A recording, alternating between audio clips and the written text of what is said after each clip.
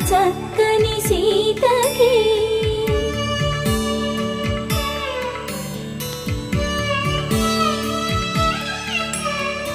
ఎర్ర జాబిలి చేయి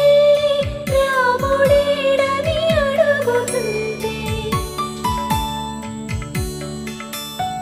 చూడలేదని పెదవి చెప్పే చెప్పలేమని కనులు చెప్పే నల్ల పూసై